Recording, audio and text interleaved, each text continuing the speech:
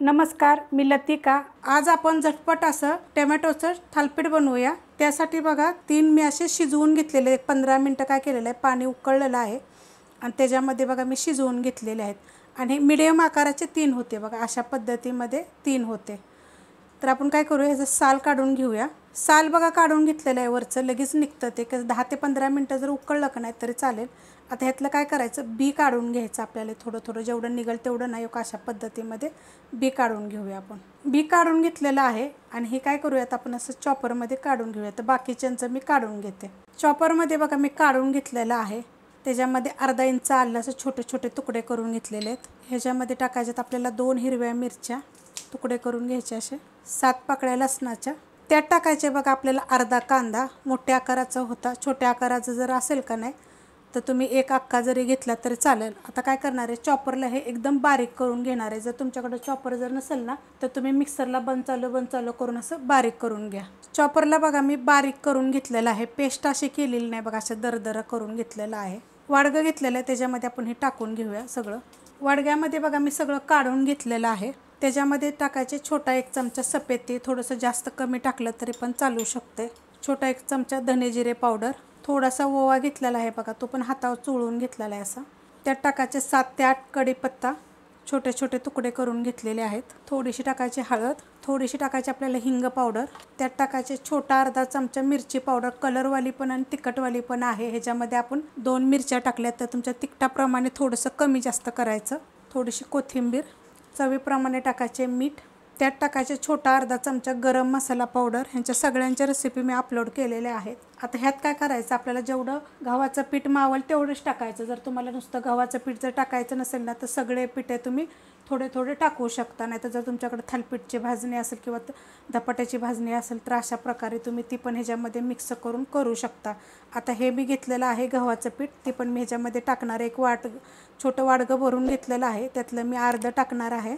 ह्याच्यामध्ये तुम्ही 1 चमचा तूप टाकू शकता, 1 चमचा तेल पण टाकू शकता। आता हे मी पहिलं मिक्स करून घेते। मस्त असं बघा मळून घेतलेलं आहे, पाण्याचा वापर मी थोडासुद्धा केलेला नाही आहे।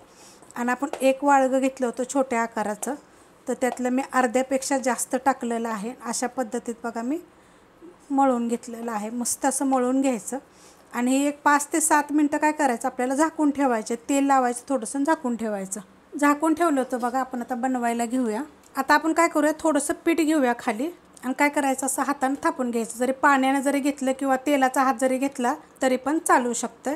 खाली पीठ बी घ्यायचं गरज नाही आहे आणि एकदम असं पातळ करायचे बरं का। जर तुम्हाला पाहिजे ना तर तुम्ही याचा पराठा बी करू शकता, म्हणजे जसं की सरळ लाटून जरी केलं ना तरी पण चालू शकतं। मस्त असं बघा मी थापून घेतलेलं आहे। जेवढं होता होईल एवढं पातळ थापायचं, नाही तुम्हाला सांगितलं की तुम्हाला जर पराठा लाटून सुद्धा घेतला तरी पराठा होईल। मी आता थापून घेतल्यामुळे तुम्हाला सांगितलं मी थालीपीठ बनवते म्हणून। कोणतं पण जरी केलं तरी चालू शकते, मिक्स पिठाचं तुम्ही जरी केलं तरी चालेल। हे फक्त आपण गव्हाच्या पिठाचं केलेलं आहे। आता आपण ह्याला भाजून घेऊया। तवा बघा गरम करत ठेवला होता आणि चांगला कडक गरम झालेला आहे, असं टाकून घ्यायचं। गॅस आहे मीडियम आणि 1 मिनिटभर फक्त आपल्याला केलं की आपण पलटी करायचं। पलटी करून घेऊया आपण। तेल लावून घ्यायचं, तेल लावलं चालतंय, तूप जरी लावलं तरी पण चालतंय। आणि ह्याला गरज नाही बरं का, असं म्हणजे ह्यानं पिठानं तुम्ही थापून घ्यायचं किंवा लाटून घ्यायचं। थोडंसं तेलाचं धार लावली की नाही आणि लाटलं तरी चांगलं लाटलं जाते।